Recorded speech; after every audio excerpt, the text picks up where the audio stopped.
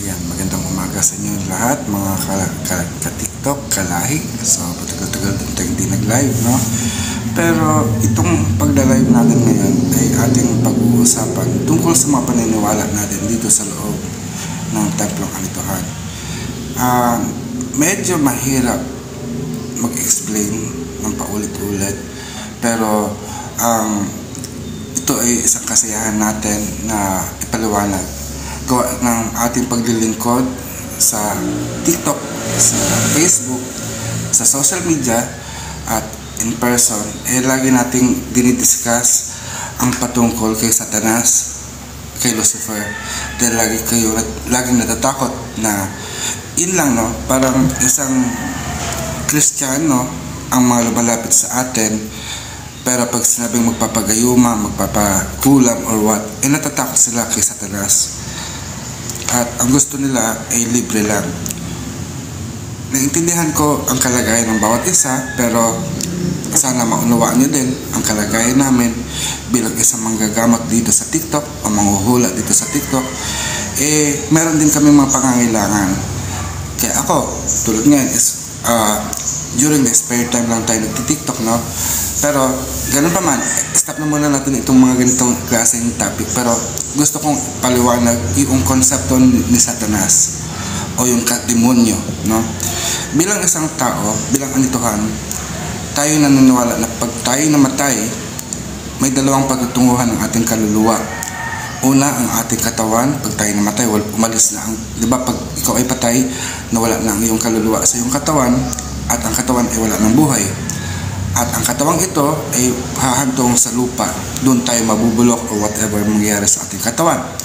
Pero yung kaluluwa ay tiyak na makakapunta ito sa Panginoong lumikha, may kapal. So lahat tayo, gumawa ka man ng mabuti o masama dito sa mundo, ang ating kaluluwa ay pupunta sa kaharian ng Diyos. Lahat ng ating kaluluwa ay direktang pupunta sa Diyos. Pero may katanungan na bakit may demonyo? Merong mga nagmumulto at may kasamaan. Ang kasamaan po ay ang tao, tayo, no? Kasi meron tayong, habang nabubuhay tayo, meron tayong kalayaan o yung tinatawag nating free will kung anong buhay ang ating isa bubuhay. Tandaan nyo, ang kasamaan ay parang tao po ang gumagawa, even yung mabuti o masama, di ba? So tayo ang gumagawa nun. So ito yung actions natin.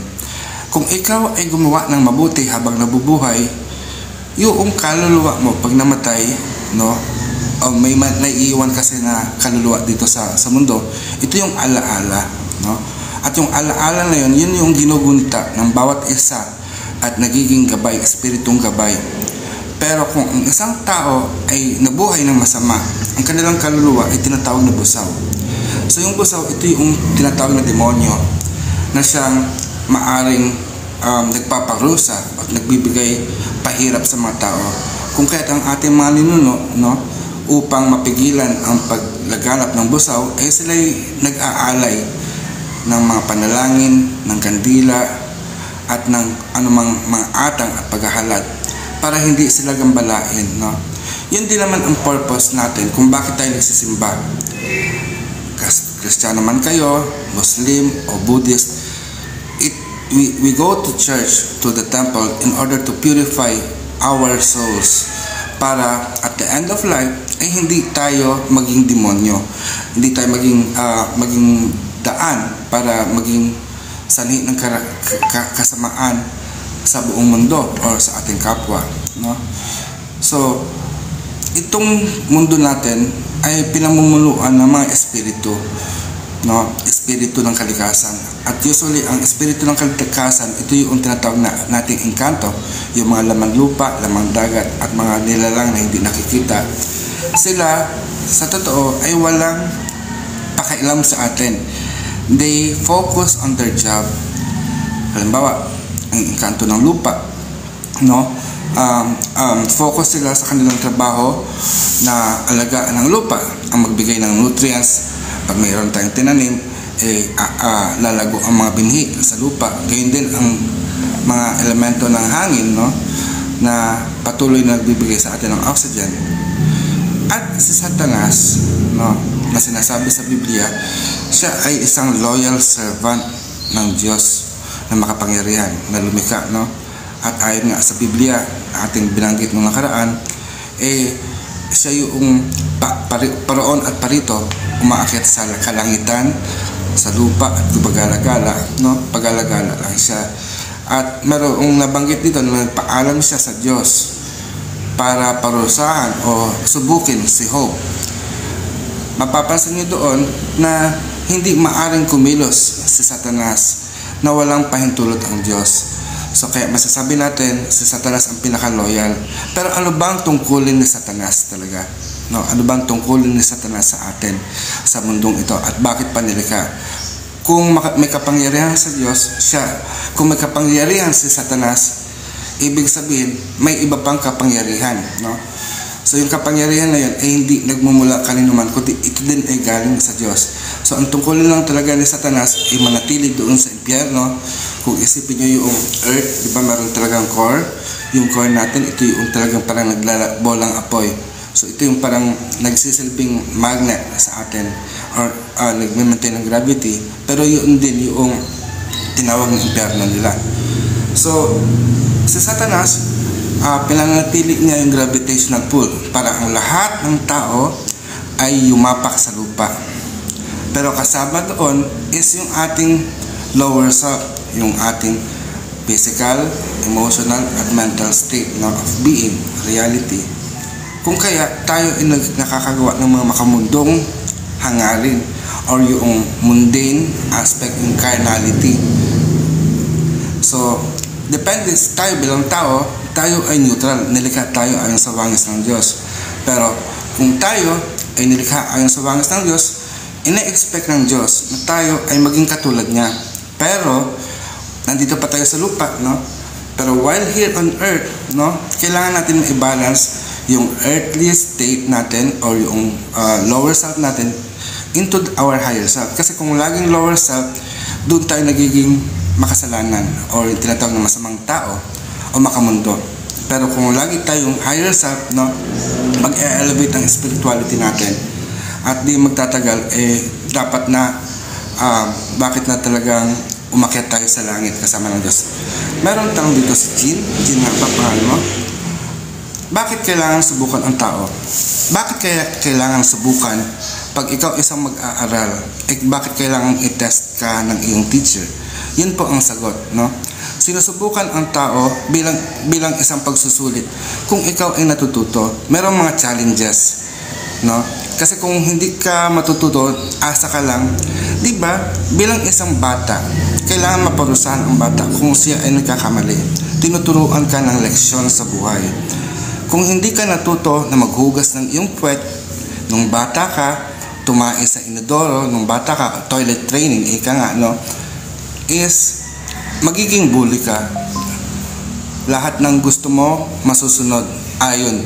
Pero tingnan natin kasi ang kalagayan natin bilang tao. Hindi tayo pantay-pantay.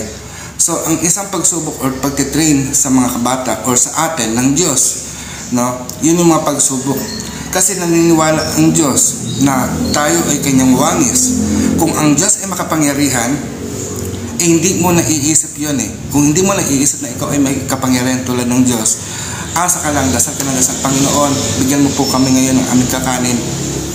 Pero binigay na ng Diyos ang ating lahat ng pangangailangan mula pa simula ng mundong ito. Nung nilikha ang mundong ito, nagkaroon ng lupa, magtanim ka. Diba? Alagaan mo yung tanim mo, palaguin mo ang mga halaman mo hanggang sa ikaw ay umani. Kasi tulad mo, hindi ka isinilang ng baby tapos malaki agad. May time, may oras, may mga tamang oras na dumadaan sa atin para maranasan natin ang pagkalinga ng ating mga magulang, di ba? Pumunta tayo sa school para mag-aral, makakilala ng ibang tao at na-expose tayo. Ngayon kayo mature na, meron tayong TikTok, di ba? Nakikita na natin, mas madali na. Baka dumating ang panahon ay i-replace na ng social media ang sistema ng pag-aaral, no, ng paaralan at hindi na magkaroon ng live interaction ng ang mga tao sa bawat isa. Sa totoo, nung unang panahon wala namang ganito social media, no? ang ating tagapagturo ay ang ating mga magulang at yung magulang ng ating magulang kung buhay pa. So ang lahat ng karunungan natin ay pinasa-pasa mula sa ating mga ninuno. Pero nung dumating ang Kastila, inintroduce sa atin ang makabagong pamamaraan ng pag-aaral na merong isang talagang center o lugar sa redaksyonez na may eskwelahan, may simbahan at may gobyerno na magtatakda kung ano ang dapat natin gawin. So dito, ito yung mga paaralan.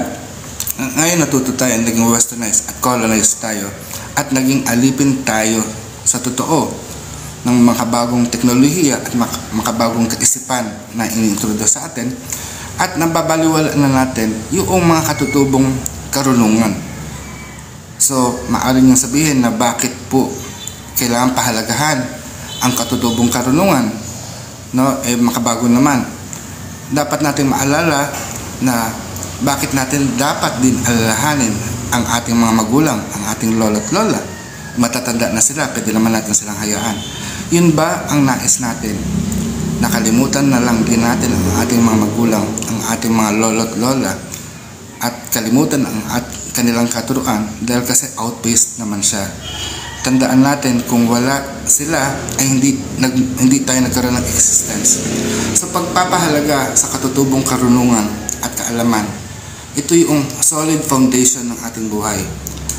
Oo, we are experiencing new technology, but without the base and foundation of our life, hindi din magsisik in ang bagong teknolohiya na yan o bagong karunungan na yan. This is why we need to preserve yung mga indigenous and traditional knowledge ng ating bansa. Kasi kung hindi natin pananatilihin yan, ang foundation natin sa hinaharap ay putik, kung baga malambot, at hindi tayo magiging matatag. Tulad sa nagaganap ngayon sa ating bansa, pilit natin kinakalimutan ang katutubong karunungan kung kaya nagkakaroon ng digmaan. Maaari niyong sabihin, dahil diyan sa katutubo na yan na karunungan is nagkakaroon ng alitan ang ibang bansa. Kaya nga, pinapalalim ng bawat isa kung ano ba ang simula ng bagay. At yun po ang magiging claim natin ng karapatan natin ngayon. At nagpapasalamat ako dahil mayroong batas ang mundo ngayon, na pinagtitibay ng ating batas dito sa Pilipinas na siyang magiging basihan ng ating existence at ng pagiging Pilipino. So, yun lamang po sa ngayon ang nais kong ibahagi at sana ay sa maiksing oras ng ating pagla-live ay ma-appreciate niyo po ang karunungan. Kung meron po kayong katanungan, maaari po kayong mag-comment at maaari din po kayong mag-email sa akin sa apaadman@luntiangagama.org o di kaya ay magpunta sa aming website sa www.landasnanglahi.com. So sa nais magpagamot, may nagtatanong din kasi ano po ba ang address namin. So para sa akin, nakasulat na po ang aming address sa aming website. Kung kayo ay pupunta, don't just go here dahil kasi maaring busy ako at hindi ko kayo mahaharap. So mag-email muna po kayo, magpa-schedule po kayo. So ang ating session is maaring tawas session or divination session. Maaari niyo po ako munang i-email kasi hindi niyo kailangan pumunta dito na mag-spend ng oras sa biyahe dahil pwede naman natin gawin itong online, through Google Meet. So mag-email po kayo, pay the necessary fee, 1,800 po, isend niyo po sa aking GCash. Then pag nasend niyo po ang sa GCash, maaari ko po kayong sendan ng Google Meet link para doon po natin kayo magtataro reading, magkikilubansa, name analysis at saka magtatawas. So kung kailangan naman ng ritual, doon po tayo pupunta dito sa templo, para isagawa ang ritual. Pero bago ang ritual, kailangan muna talaga nating itawas para alamin kung appropriate ba, tama ba ang nararamdaman mo. Dahil kasi minsan, meron kayong mga kondisyon sa buhay na may malalim na dahilan. So sa pamagitan ng tawas, makikita natin kung ano ang tunay niyong sitwasyon. So hanggang dito na lang at maraming salamat sa lahat ng mga naging viewers natin at dumaan kay Alan Remata, Noel Palmes, Nardo, John Michael 301 at sa nag-iisa ngayon na si Anitong Kayumangi. Pat Ilaya, parang kilala kita, kamusta lang? Matagal-tagal na rin tayong hindi nag-uusap. So, very quick lang po dahil kasi tamad ako mag-record ngayon ng video at ngayon nag-live na lang. So, maraming salamat. Paalam.